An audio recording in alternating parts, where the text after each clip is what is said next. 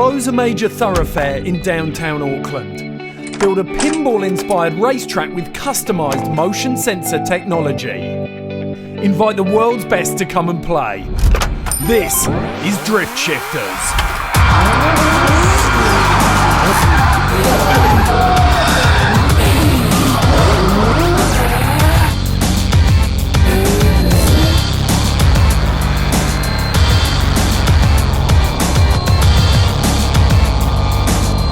I wanted to bring the sport to the people, so for us to do it in the CBD is just massive, not only just for myself, for the sport, but for Auckland itself, for its first ever motorsport event. To be able to take out any human error and to be able to execute a scoring system, will pick up and gauge exactly how fast the car is going, exactly how much angle it is pulling, and exactly how close and the proximity to the clipping points and zones is going to make Red Bull Drift Shifters. So Red Bull approached us, and the idea was to use drift cars as the pinballs in a pinball game. This is the 2 metre sensor. That's going to be used underneath the truck body, so as the drift cars are sliding underneath the truck, this will pick them up, and that'll give us the message to give them bonus points for that truck. This one's where all the points are. This is a 500mm sensor, and you've got to be right close to the barriers before you'll trigger this one, and that's when the bonus scores and so on are coming. The cars come around the track, their bumpers will trigger, as you can see there. Trigger this, they've got to be inside 500mm, and then they transmit their information back to a piece of computer software that we've had specially written, and that software takes the messages from these sensors and then it puts it into the scoring system. Just like in a regular pinball game, if you hit one trick, you might get a certain number of points. If you hit a second trick, it's a combo, you might get bonus points. 3 tricks might be a mega combo and you get millions of points.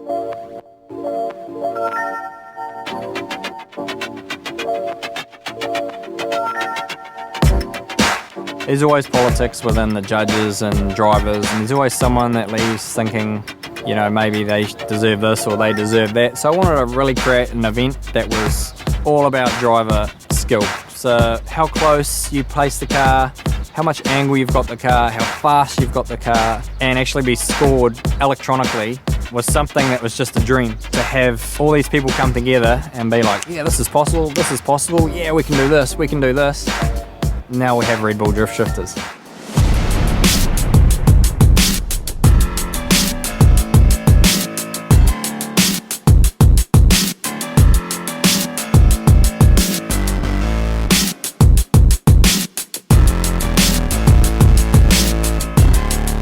The driver's first glance of the track will be the walk in the morning. When they're walking, they're going to be looking at the surface of the road, obviously to see how much traction they're going to get, how much commitment they can throw the car and how fast. They're going to be looking for all the combos. That's going to be the key element, to find the smooth line that's going to, you know, gain obviously all the combos and be able to tally up the most points. I got a good idea for like the layout. I just need to figure out how long it takes to get the car around the course, and I should be able to do pretty good, I think. You only have so much room that you can deal with, but us Kiwis will make it work no matter what. So yeah, just want to get into it, man, and the more crowd comes, the more wild we get, and it's awesome. It's technical. It's going to be a lot of planning, trying to get the points and be smart where you're going. It's not just kind of freestyling, because you got to try to nail all those clipping points, the sensors, so you get the combos and stuff. Get that all added up and try to win the competition. With over 10,000 eager fans lining the street, trees and buildings, the drivers entered the course for their 60-second practice runs and a first taste of Drift Shifters.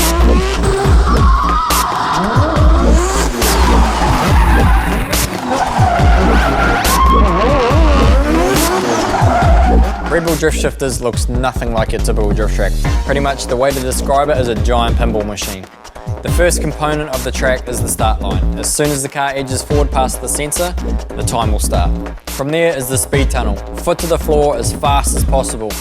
Next up is the angle box, where we need to flick it as hard and aggressive as possible. There's 2 sensors which are going to pick up exactly how much angle the car has got. At the far end of the course, we have the wall ride. A wall, radius perfectly 180 degrees with 5 proximity sensors. Good proximity and nice flow is going to get you maximum points on the wall ride. Then the Undertaker, a giant semi 18-wheeler truck where we'll slide the car underneath. We also have 3 bollards scattered across the course with proximity sensors. The final obstacle is the car wash. With 15 seconds to go, the flag will be raised. The driver then has 15 seconds to get back to the finish to make sure he spins the perfect 180 to get full bonus points. It's technical, it's tight. You know, you have to hit this angle box, you know. A lot of these drivers know how to go fast and they know how to go sideways. But some of the other drivers are better at putting the car in just the right exact spot. You know, Sammy Hubinette's a stunt driver in films. You know, he's a 2-time world champion. Some of these local Kiwi drivers can just throw it in sideways hard and fast, but to make it technical and to make it precise, that's what's going to separate the men from the boys here at Drift Shifters.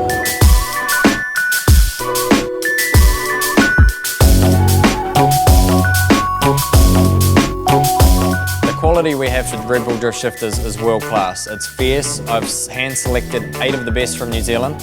We then moved to 3 internationals. We have the best from Japan, Europe and USA. Representing USA, we have Matt Powers, consistent podium getter in the Formula Drift Championship that runs throughout USA. Drives a Nissan S14 with crazy horsepower. Representing Europe, out of Sweden, we have Sammy Hubinette, Mopar-backed, 2-time Formula D Championship, drives NASCAR-powered V8 Dodge Challenger 2012. The thing is absolutely nuts. It's going to be the first time we've seen anything like it in this country. Representing Japan, we have Daigo Saito. This year, he has won the Formula Drift USA Championship, first time running in the USA. Last year, D1 GP champion, and also this year just clinching the Formula D Asia Pacific World Drifting Championship. Arguably the best drifter in the world at this present stage. He drives a 1200 horsepower Toyota Chaser, 2JZ powered nitrous. The thing is absolutely insane. After several years planning, the moment of truth had finally arrived for Mad Mike. So pumped right now, like now everything's here, everything's in place. Ready to rock and roll, man.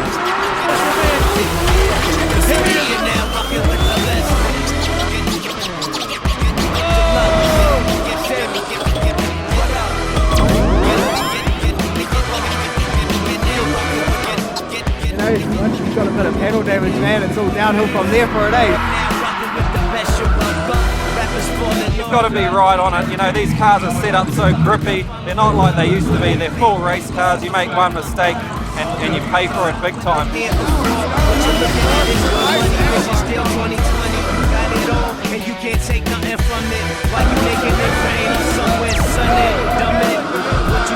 I know I can do it, but I just got to get everything to work right and have a little bit of luck on my side. Something brand new, with my own self, damn, I'm a fan too. Started with a dream, then on a vacation. Now the only thing I know is nothing. I'll go another try. With qualifying completed, the top 8 scoring drivers progressed to the quarter-finals. With the rapid pace of the competition, crews are rushing to prepare their cars for the next round. A winning team requires much more than just a good driver. It's a full package. The mechanics, the car build itself. I mean, between every run, the driver's going to feel it, and then obviously they'll be making adjustments to tyre pressures, wheel alignments. This is to the minute schedule. The driver needs to be on the grid, ready to rock and roll, or else he's disqualified. First up was the 8th place qualifier Kiwi Kurt Whittaker, who was stricken with mechanical issues in his Nissan Skyline R34. Yeah, we got a bit of a power steer issue and I keep throwing the belt off, and so I get halfway through the run and we lose our power steer belt. A little bit frustrating, but hey, it's an awesome course. After a slow start in the qualifying round, Mad Mike put on a blistering performance, setting a new course record in his RX-8 by notching up over 1.7 million points.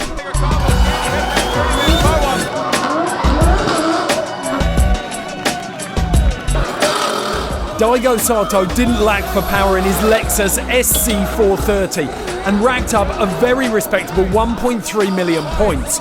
But with the drivers finding their rhythm and lines, even scores in excess of 1 million didn't guarantee a driver entry into the semis. You need to have a lot of confidence in what you're doing because of the concrete barriers and the technique. You just got to know your car.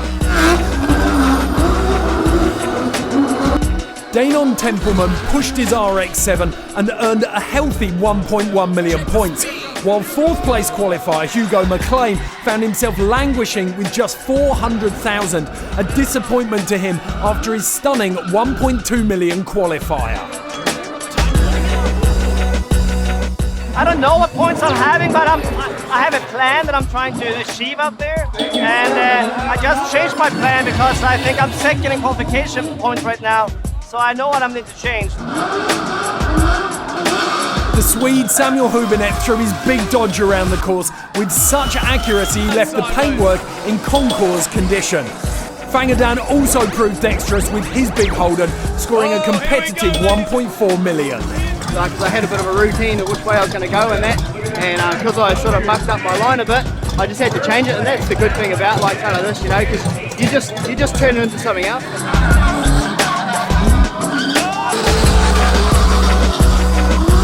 First place qualifier Matt Powers, having put his collision with the bollard well behind him, continued to drive strongly with a cavalier type of confidence, and with 1.5 million, trailed only Mad Mike in the quarter-final scoring.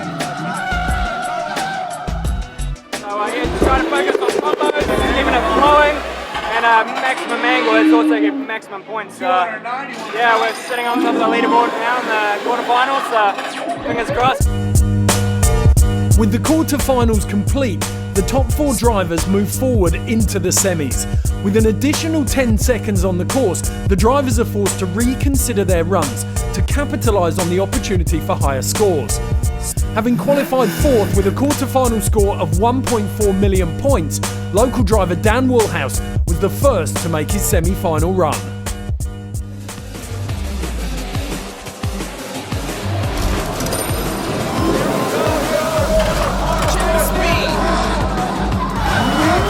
Fangadan's trusty Commodore still bore the scars of his earlier battle with The Undertaker.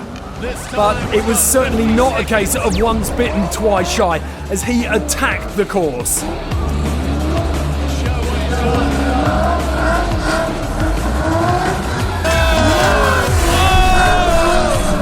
If you've got live pause, rewind now and check Dan Woolhouse's wave to the crowd as he exits The Undertaker. That is control. He laid down a faultless run and let it all hang out, quite literally. He racked up his final burst of points on the course from the bollard and then parked the car perfectly. Scoring a very solid total of 1,277,000 points, Fangadan returns to the pits to watch the semi-final run of Samuel Hübinette. He's got an extra 10 seconds on the course to play with. He's driving the Dodge Challenger, aka fillet steak on wheels.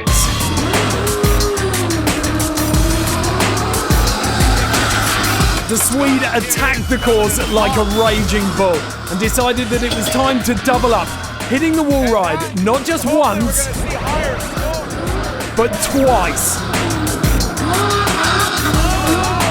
With the points racking up, he moved on to The Undertaker and gave it some of the same treatment. With one clean pass, he came straight around the front of the truck and made a second pass through The Undertaker, and his score was looking very, very healthy.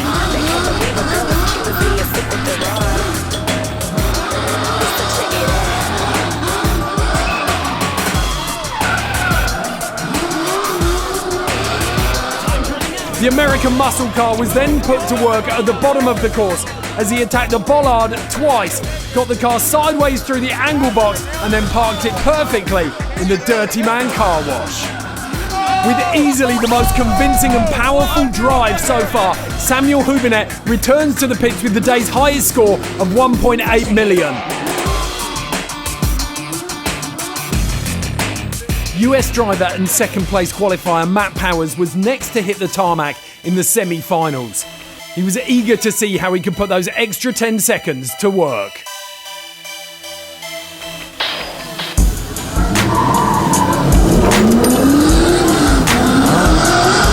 Unquestionably the fastest driver on the course, Powers set about buying himself more time to hit more features. Like Hübinette before him, he took 2 bites of the wall ride but on each loop he managed to incorporate the bollard, so skyrocketing those combo scores.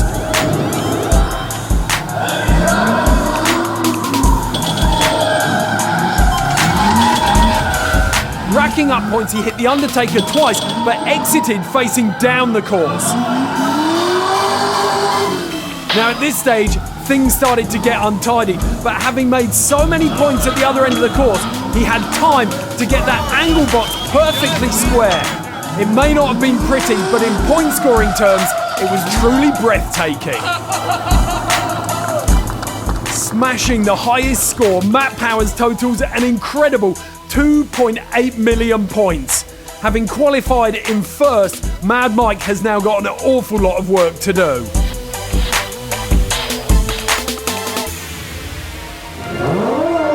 As the last driver to go, Mike knows he's got to beat Hubinet's score of 1.8 million to make the finals.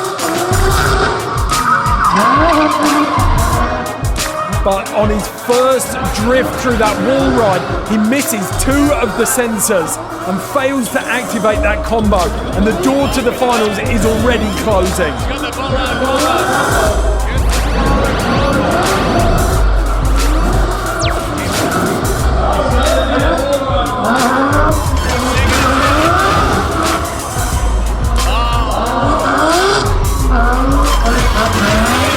He started to regain his composure on the second half of this run, but the question is it too little, too late?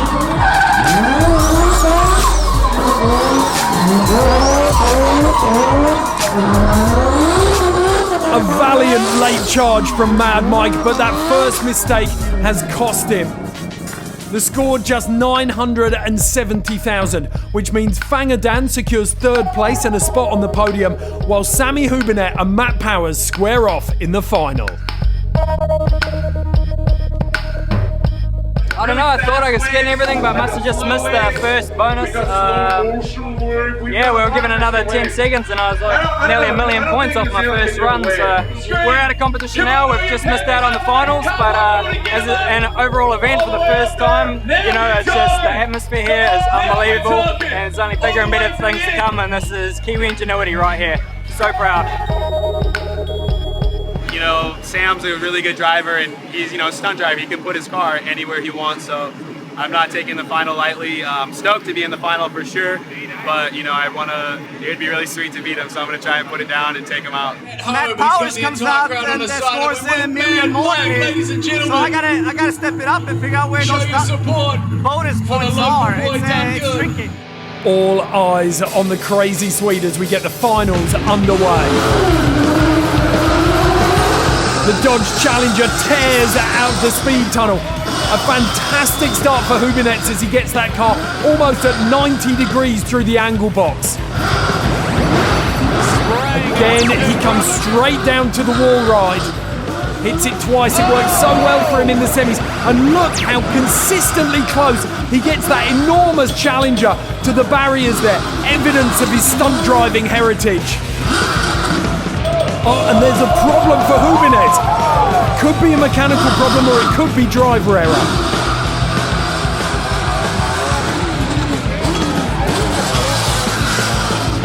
Hubinet is going to have to work very hard to recover this.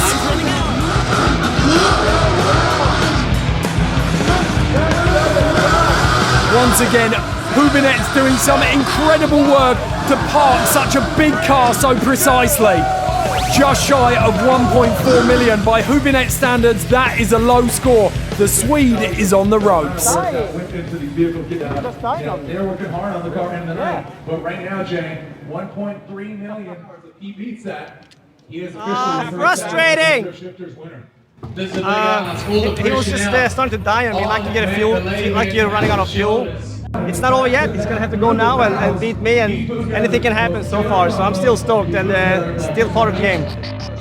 Powers will have been told by his crew that Hubinet's had problems, and as he enters this course, he knows he only needs to keep his nose clean for the win.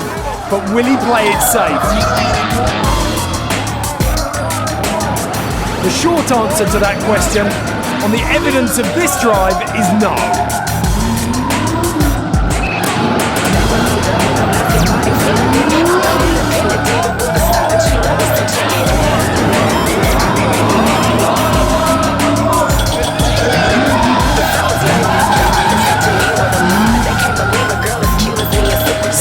a tidy drive. If drifting is a science, Matt Powers is the professor.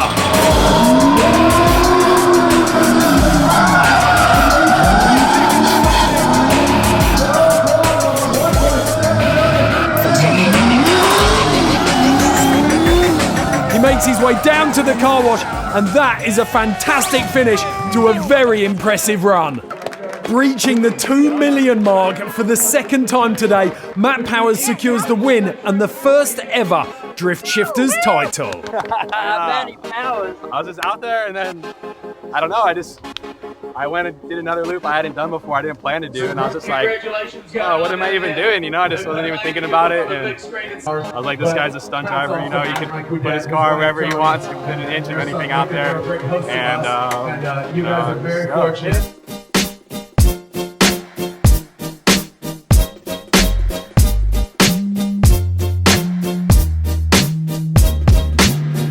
Coming into this event, I thought like 1 million points was going to be super hard, you know, like a 100-point run in your typical like freestyle motocross or something like that.